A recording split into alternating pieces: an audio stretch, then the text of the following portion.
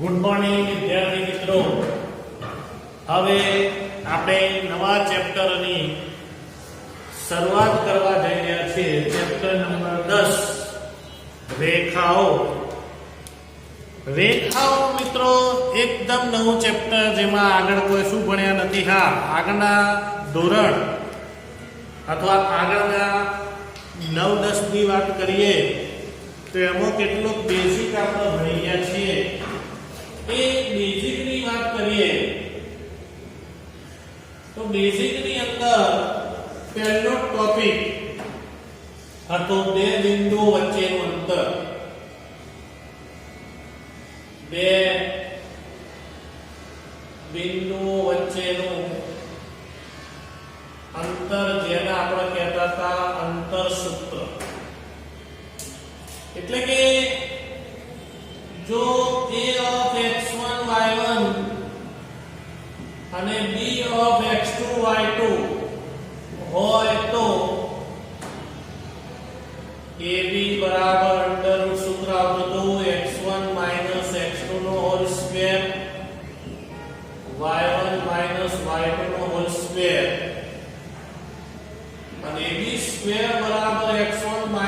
x2 નો square plus y1 y2 નો square. ત્યારબાદ આપણે ભણી ગયા વિભાજન સૂત્ર. વિભાજન સૂત્ર એટલે કે વિભાજન બિંદુ P of xy રેખાખંડ AB નું A તરફથી લેમ્બડા ગુણોત્તરમાં વિભાજન કરે તો P of xy બરાબર સૂત્ર આવતું mx2 mx1 upon m plus m my2 plus my1 upon m plus આ લેમ્બડા ગુણોત્તરનું આપણી પાસે ભાઈ સૂત્ર આવતું હતું. ત્યારબાદ મધ્ય બિંદુના યામની વાત કરીએ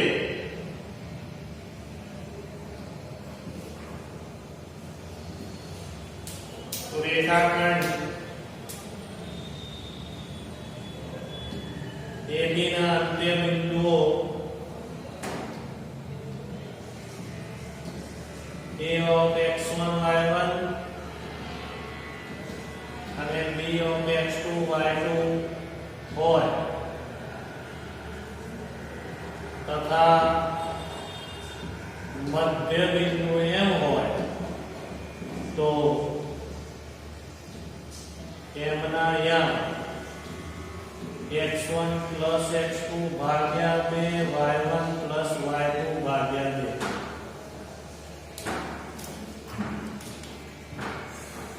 મધ્ય બિંદુ પછી આપણે ભણી ગયા ત્રિકોણનું ક્ષેત્રફળ.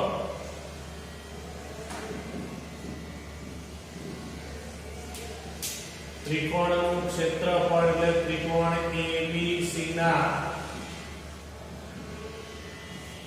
શિરોબિંદુઓ A of x1 y1 B of x2 y2 C of x3 y3 હોય ABC બરાબર 1/2 માનાંકમાં x1 તો y2 y3, x2 તો y3 y1 અને x3 તો y1 y2. આ બધી થિયરીઓ આપણે ભણી ગયા મિત્રો, અને એ પ્રમાણે આપણે જે ભણી ગયા છીએ એની વાત કરીએ તો આટલું આપણે બેઝિક ની અંદર ભણી ગયા છે. હવે તમારા ચેપ્ટરની થિયરી સ્ટાર્ટ થાય.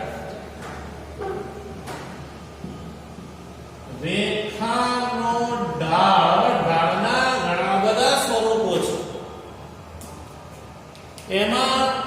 પહેલી વાત કરીએ નંબર 1 કે કોઈ પણ રેખા હોય ભાઈ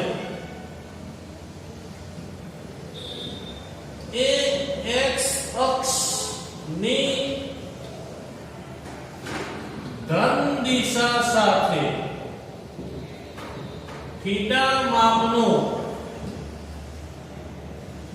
ખૂણો બનાવે તો તે રેખાનો ઢાળ જીન સંકેતમાં એમ પડેલો છે m બરાબર tan થીટા આ એનું મેન સૂત્ર આકૃતિ સમજો તો કઈ રીતની વાત થઈ ભાઈ x અક્ષ ને y અક્ષ આલ્યો હોય તો કોઈ રેખા x અક્ષની ધન દિશા સાથે થીટા માપનો ખૂણો બનાવે તો પણ જો આ ધન શબ્દ ના લખ્યો હોય તો એ વખતે બદલાઈ જાય કે જો રેખા એ x અક્ષ સાથે થીટા માપનો ખૂણો બનાવે તો તે રેખાનો ઢાળ બદલાઈ જાય m બરાબર પ્લસ ઓર માઈનસ tan એટલે પ્લસ એ આવી શકે અને માઈનસ એ આવી શકે કારણ કે આ પાઈ માઈનસ થીટા થાય આખો ખૂણો પાઈ આ બધા ઢાળ જ છે ઢાળના બધા સૂત્રો અલગ અલગ હોય એની વિગત અનુસાર નંબર 3 હવે બે બિંદુ વાળો આવ્યો એટલે બિંદુ વાળો ઢાળ એ બિંદુમાંથી પસાર થતી રેખાનો ઢાળ બાકી ઢાળ તો એમ જ કહેવાય તો બે બિંદુ લેવાય એ વખતે શું કે જો a of x1 y અને b of x2 y2 હોય તો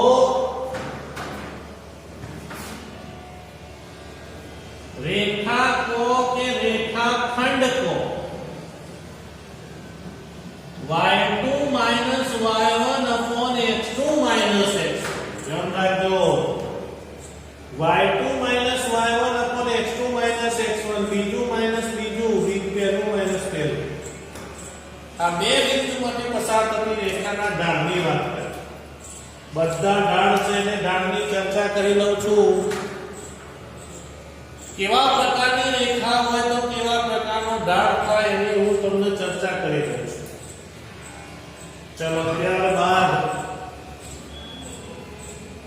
રેખા વ્યાપક સ્વરૂપે હોય એ x + by + c બરાબર 0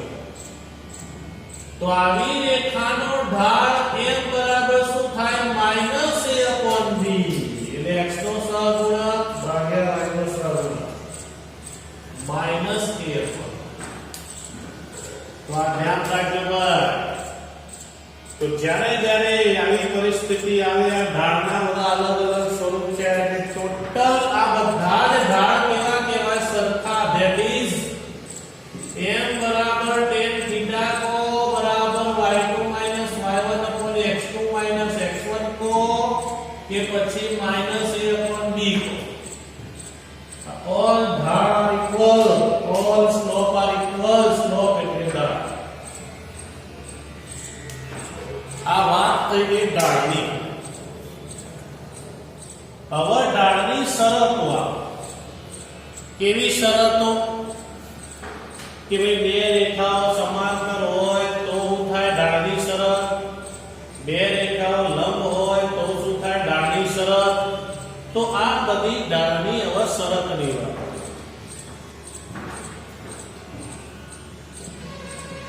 ઢાળની શરત એમાં બે પ્રકારની શરત જો બે રેખાઓ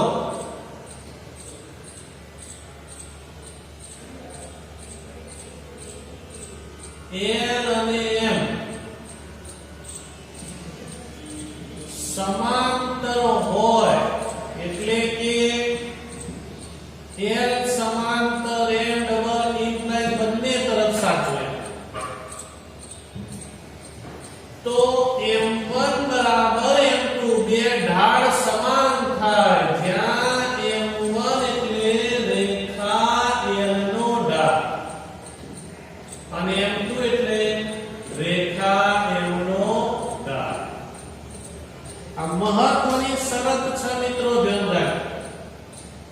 બે રેખાઓ સમાંતર હોય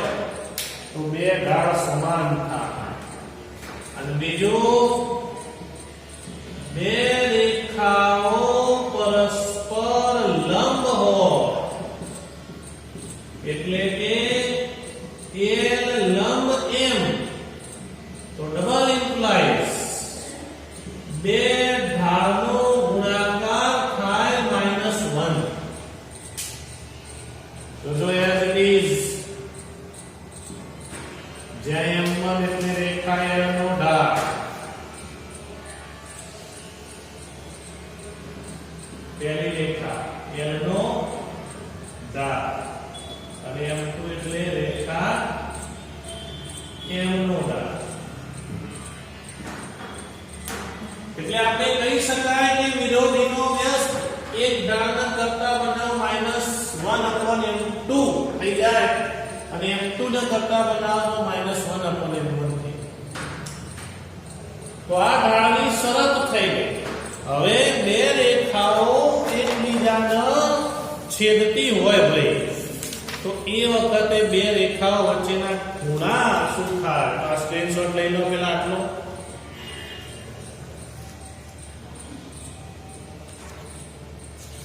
જ્યાં બધામાં ઢાળ વપરાશે બધી ઢાળની શરતો આવશે સ્ક્રીનશોટ લઈ લો આટલો પહેલા ચલો સ્ક્રીનશોટ લેવાઈ ગયો હવે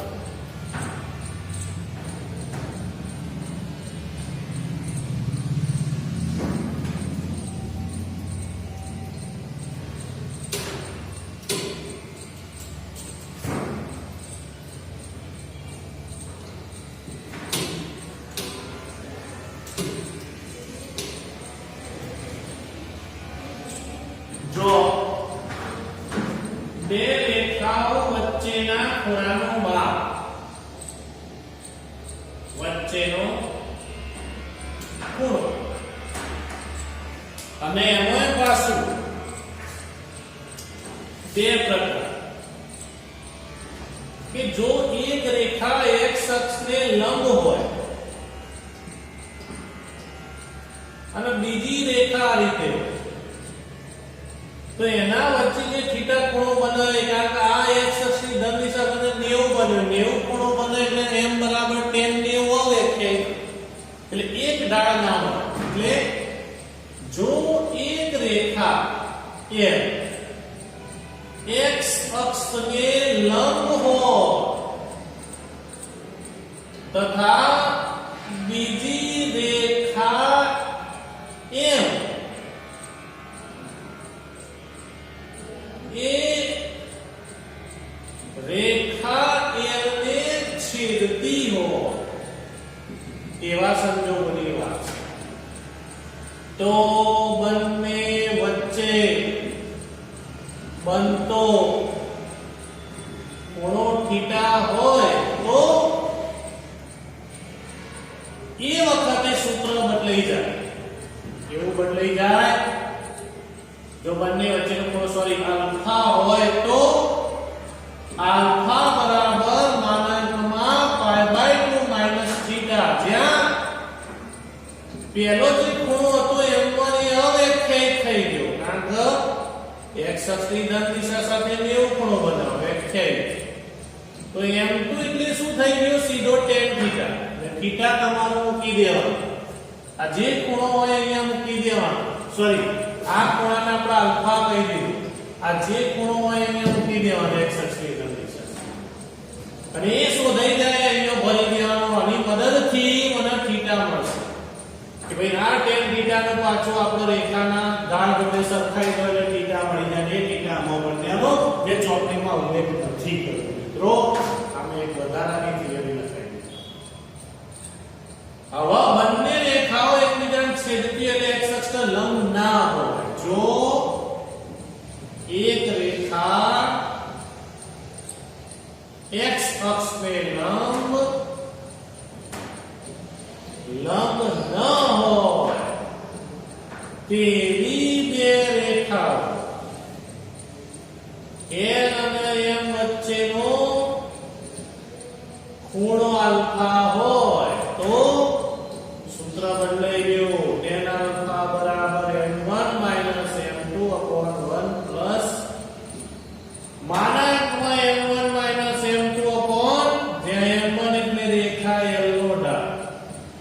ત્યારે ભાઈ એકે લંબ ના હોય ત્યારે રેખા એનો ઢાળ. સાહેબ મારા આકૃતિ સમજવી છે કઈ રીતે સમજી લો. આ x અક્ષ આ y અક્ષ. તો રેખાઓ કેવી આ ટાઈપની રેખા L અને M એટલે અહીંયા તમારો આલ્ફા બનતો હોય. ઓકે. હવે ઢાળની મદદથી સમરેખતાની વાત આવી એટલે કે ત્રણ બિંદુઓ સમરેખ હોવાની છે.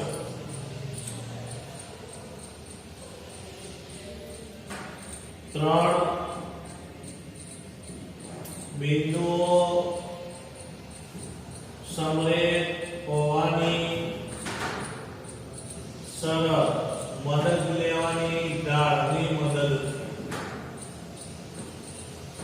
આકૃતિ સમજી લો કે ભાઈ આ B અને આ C છે.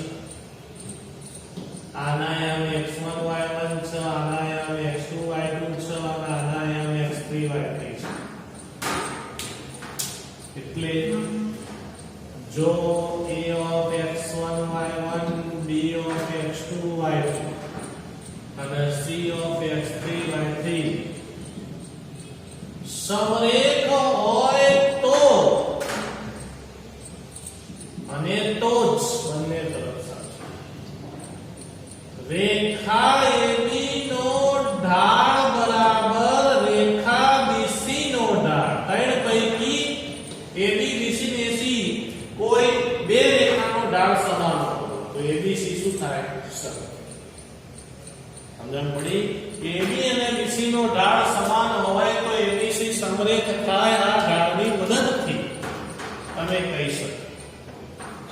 ઓકે. આટલી થિયરી તમારી 10.1 સુધી છે. આજે બરોબર મિત્રો તૈયાર કરો, થિયરી મગજમાં ઉતારો. આ આખું ચેપ્ટર થિયરી ઉપર આધારિત છે. આ 10.1 ની થિયરી આપણે આજે પૂરી કરી. સ્ક્રીનશોટ લઈ લો, આજે કમ્પ્લીટ તૈયાર કરો પછી બીજી વાત. ઓકે. આટલા સુધી રાખીએ છીએ.